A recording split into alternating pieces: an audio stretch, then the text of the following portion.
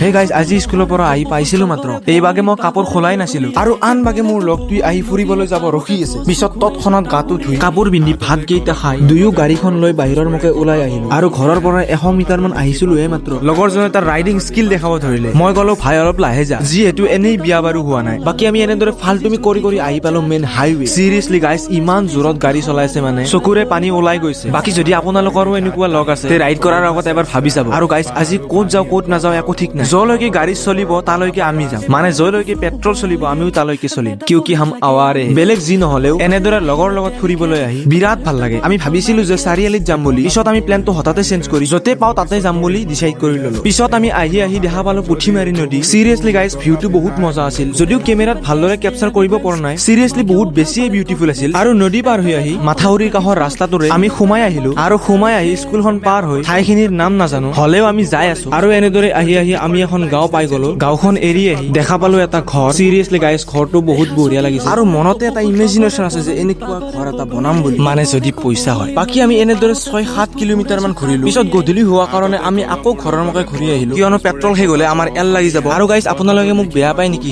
কাৰণ ভিডিঅ' বিলাক চাই ফলো নকৰে আৰু আজি যদি কোনোবা নতুনে এই ভিডিঅ'টো চাই আছে তেন্তে আপোনালোকে ফলোটো কৰি ল'ব তো আজিলৈকে বাই বাই লগ পাম এটা নতুন ভিডিঅ'